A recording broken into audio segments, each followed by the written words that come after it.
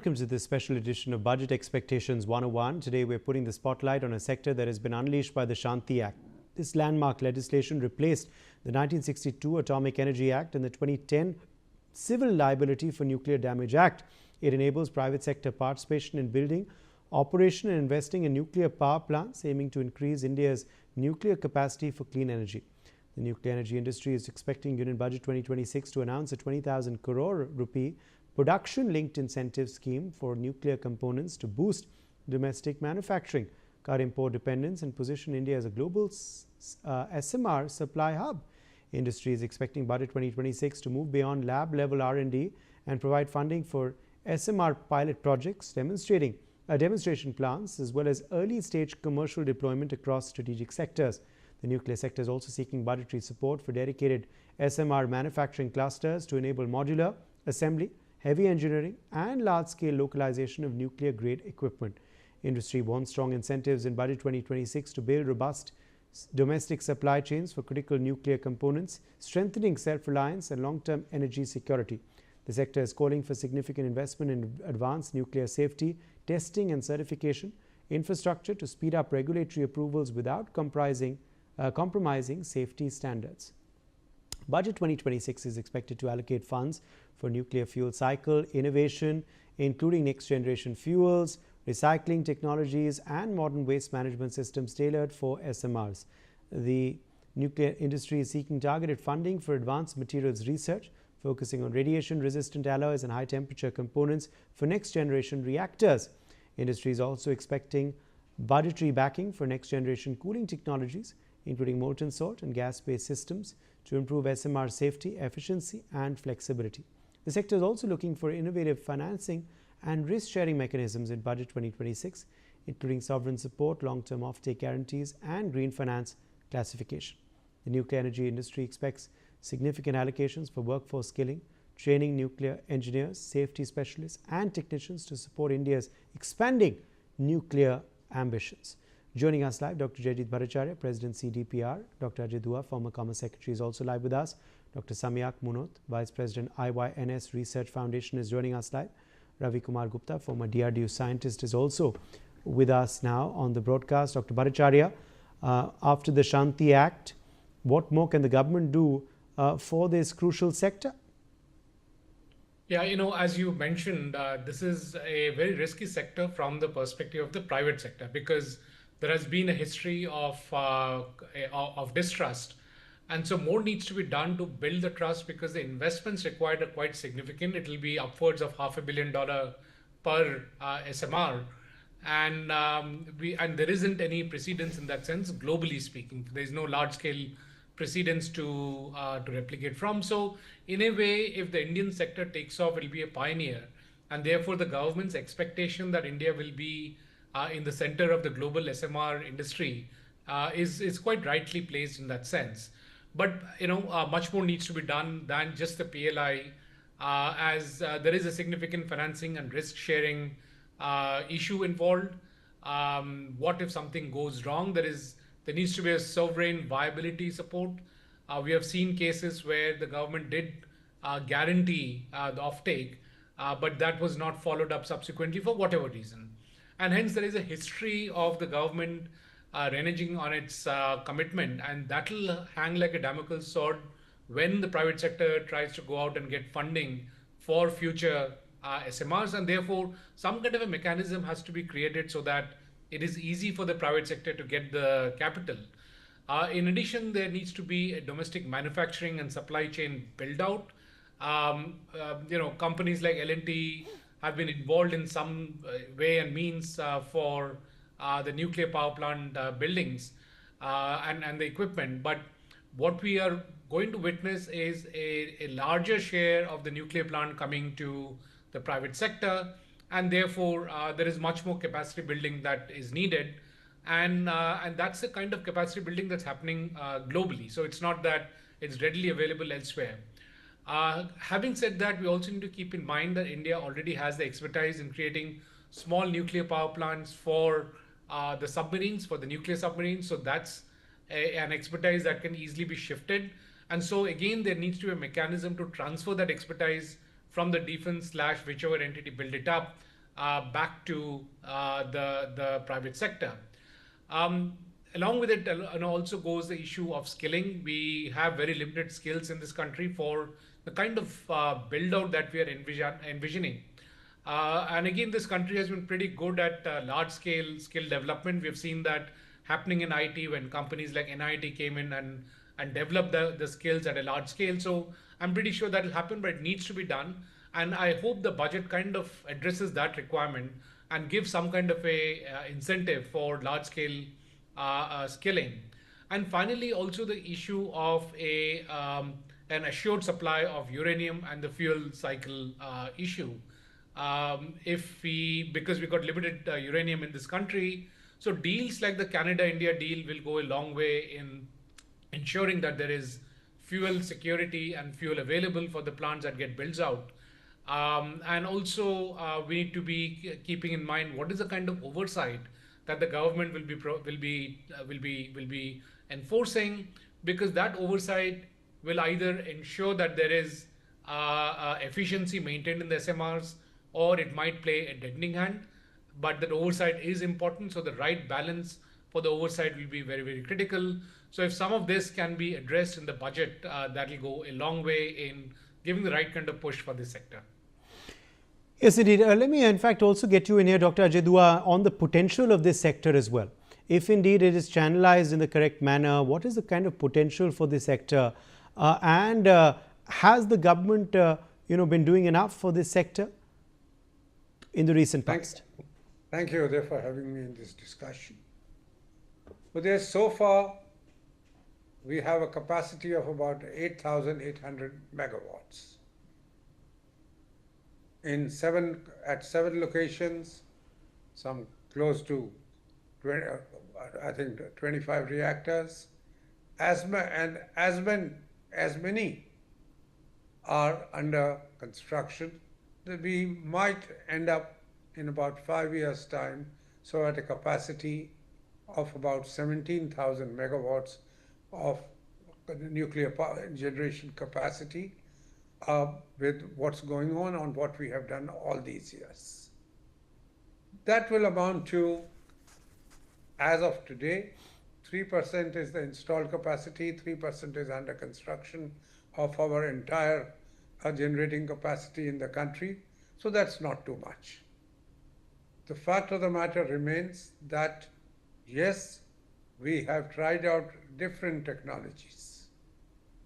We have not had an accident, thank God for it, but at the end of the day, if you have too many technologies working at the same time, then there are issues of what kind of pace of progress you can make. You had Tarapur with the so-called Tarapur near Mumbai, CANDU technology from Canada. You've had plants elsewhere coming up with technology from the US by and large.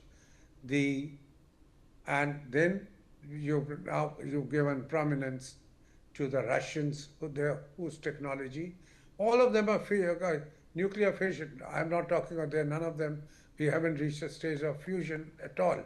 And once that happens, progress could be much more, but there are much larger issues of how to control a process of fusion, and the nuclear safety, etc. aspects get much more accentuated there. So what I'm just trying to say is that, let me just add, and our endeavor to get civilian, after we amended our act, the Nuclear Civil Act, in Dr. Manmohan Singh's times, 2007-8, we haven't seen much progress. The only expansion which is coming about, so subsequent to that, is the Russian expansion in Kudankulam.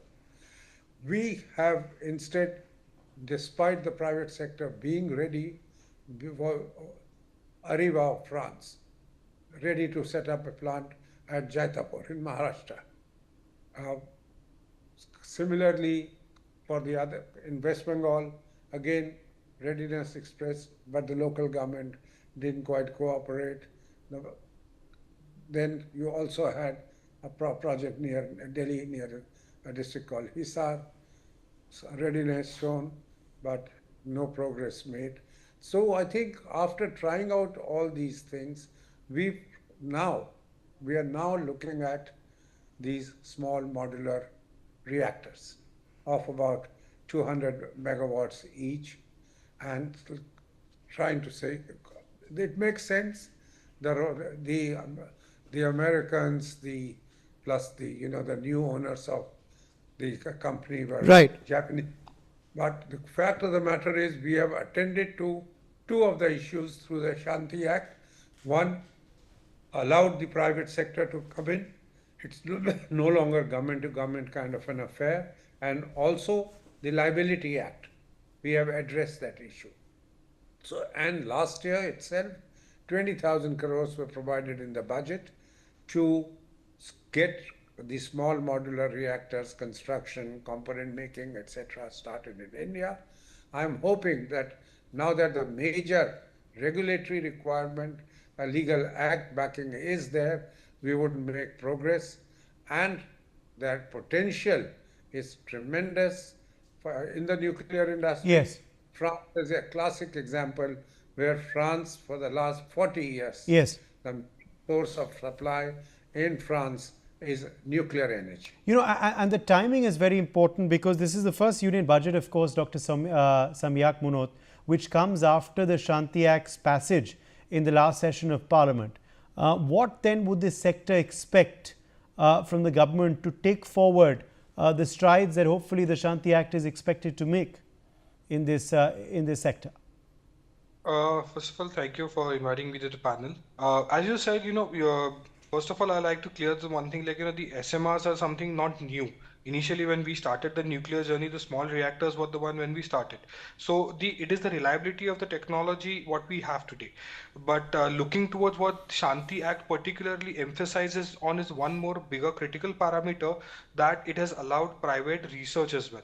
So why the budget is also incoming, because they have as the previous speaker, Mr. Ajadua said that though only 20,000 crores has already been allotted in the nuclear energy mission. If you see that there is now the inclusion of nuclear and small modular reactors and advanced reactor technologies or nuclear fission technologies in research development innovation funds, which is under the ANRF as well, Anusandhan Research Foundations. So this kind of having funds for having our own technology and indigenous technology makes it much more affordable as a country for particularly. I'll give you just a particular basics of the statistics is that today if we go for a foreign, collaboration or foreign technology, the cost is close to about 30 or 40 crores per megawatt. But if we're doing it on the localized cost, that cost suddenly drops down to 20 crore and even less than that. Even today, NPCIL puts up one of the plants is close to 18 crore per megawatt. And if you are looking for a complete indigenized and small technologies, they can come down to close to 12 crores as well per megawatt. This is the cost I'm particularly talking about. So that is why a push from the government side for the R&D is required.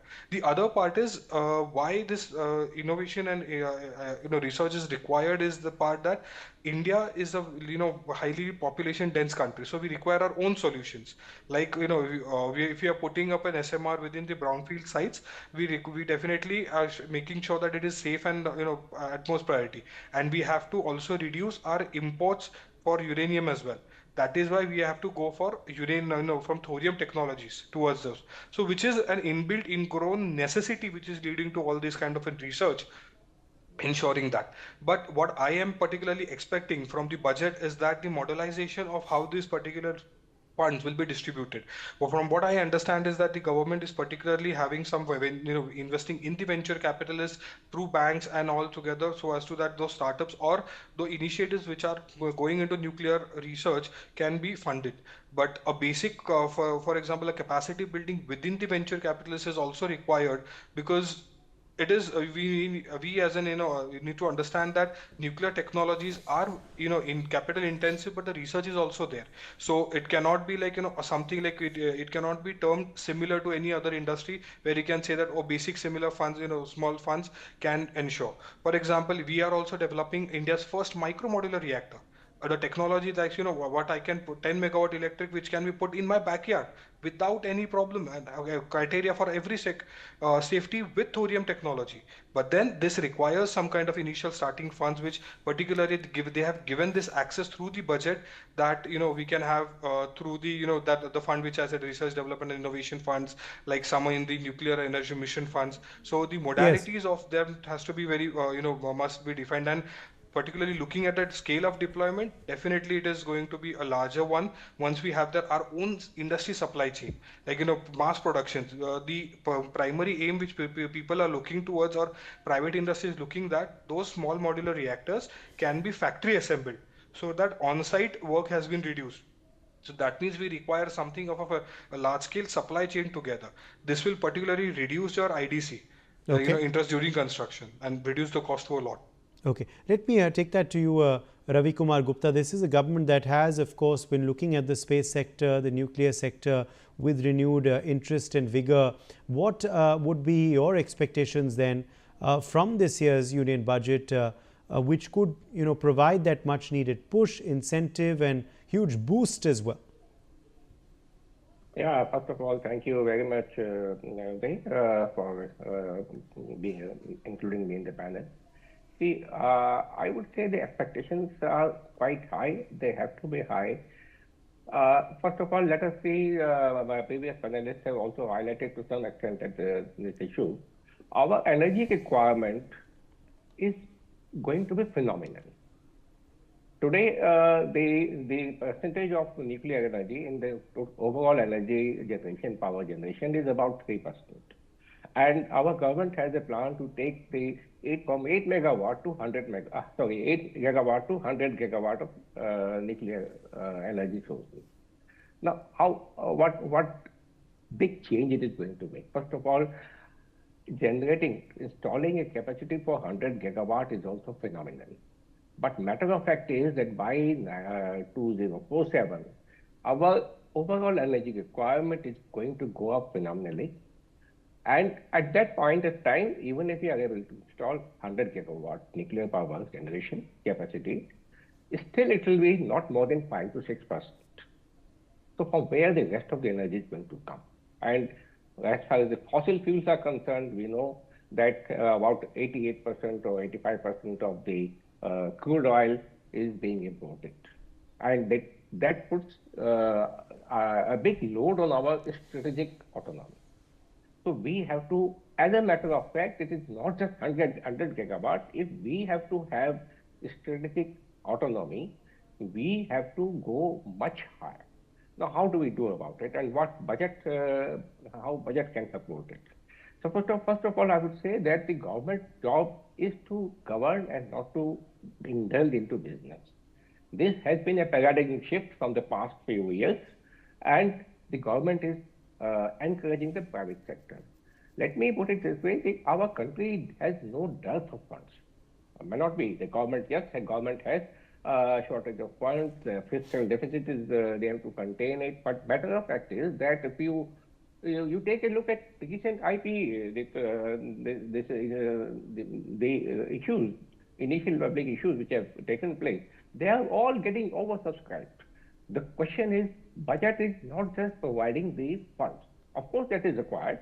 Fund for, already my previous panelists have highlighted, funds for R&D, funds for incentives, but more than their direct funding, the funding has to be there in two aspects. First is the building the ecosystem. It is not just the question of putting up this power plant. It is also the entire ecosystem has to come up. And the second part is that encouraging the private funding with incentives, with due incentives. And I think that is where the question of policy making comes into picture. I think we must have some mechanism to generate these funds from the private sources. As previous speaker had highlighted that yes, the safety net. When a private person is investing money, he needs some kind of safety net. That has to be taken care of. But apart from that, the tax incentives. For example, at the moment, this capital gain tax is there. on whenever you want to sell your shares or your investments. Now, there are things, some kind of tax holidays have to be given on dividends, on the profits generated from this nuclear energy sector, and not only the direct nuclear energy sector, but also from the component level, the subsystem level. Now, another thing I would like to highlight is that yes, our country has very much the shortage of uranium, but we have vast resources of thorium, and that sector has so far remained totally unexploited. We have done very, very little about this. I think this sector, the government should give more focus through budgetary incentives and fundings, put more money into thorium research, and already there is a plan by the government. When you talk about the modular reactors and the different kind of reactors, the government has a plan to put this Bharat small reactor is one aspect, but at the same time, government is also pushing another kind of reactor, which is thorium based, the molten. Okay, so that has to be given greater push, because this is something which is available in plenty in our country and has not been utilized so far. And secondly, the thorium-based reactor energy is far safer. Technically, it is much more safer. Once we generate thorium into the I'll leave a quick last word to you, Dr. Bhattacharya. Dr. Bhattacharya, a PLI scheme as well. Is that something that could be announced also? As far as, of course, specific incentives for the sector, Dr. Bhattacharya, 30 seconds to you before we wrap up.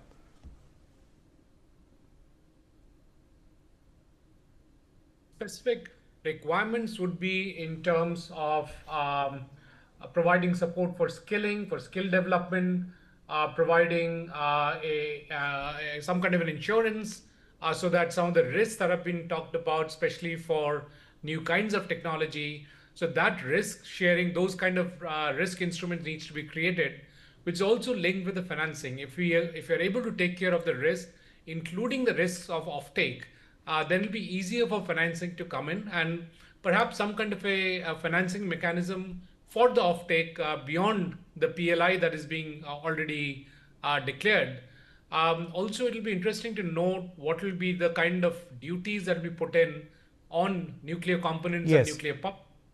Will there be a focus on developing Atmanirbharta, or we would need to have an open policy so that we're able to build out these SMRs at a quick pace? All right. Let's leave it at that. My thanks to all of our guests for joining us in this discussion. Let's slip into a short break.